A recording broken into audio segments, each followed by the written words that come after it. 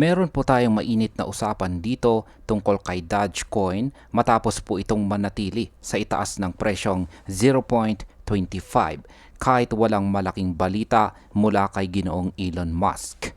Marami po ang nagtatanong kung kaya pa rin bang itulak ni Doge ang presyo papuntang $1 nang wala pong dating hype mula kay Ginoong Elon Musk.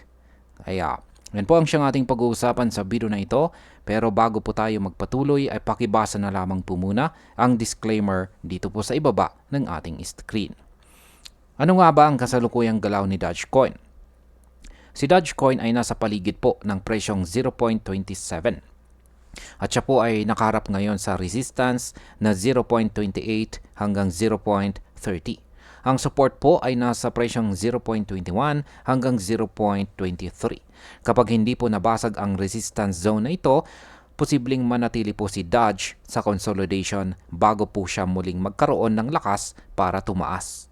Kung mabasag naman ito ng may volume, posible itong umakyat hanggang 0.45 sa short term. Ito po ay magandang sinyales para sa mga traders na naghahanap ng breakout plays. Ngayon, ito po yung gusto nating malaman dito. Ano po ang epekto ng kawalan ng suporta ni Ginoong Elon Musk? Sa ngayon, halos wala tayong nakikitang malaking pahayag or tweet mula kay Ginoong Elon Musk tungkol kay Doge.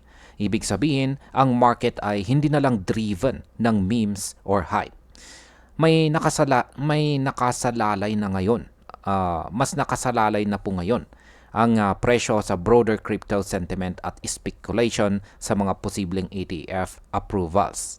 Ang pagkawala ng malaking personality-driven pump ay maaari pong magdulot ng mas stable pero mabagal na pag-akyat ni Doge.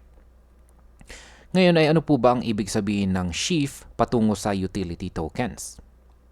Habang si Doge ay nakikipaglaban na mapanatili po ang kanyang momentum, maraming investors ang tumitingin po ngayon sa utility first tokens na may tunay na gamit tulad po ng mababang gas fees at saka payment solutions. Ang ganito pong shift ay maaring makaapekto po sa demand para kay Doge kung hindi po siya makapagpakita ng bagong use case.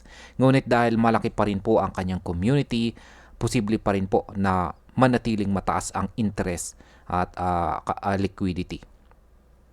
Bilang panghuli, ang opinion ko naman tungkol dito ay kahit wala ang hype ni Ginoong Elon Musk, si Doge ay may matibay na suporta mula sa kanyang community.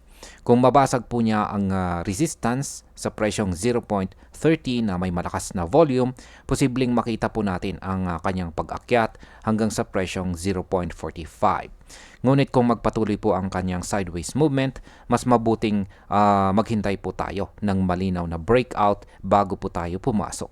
Ang $1 na target ay mukhang malayo pa. Pero posible ito sa long term kung makahanap po si Doge ng bagong narrative or use case na susuporta sa kanyang presyo. Ayan, hanggang dito na lamang po tayo sa video na ito mga ka-crypto. Maraming salamat sa panonood.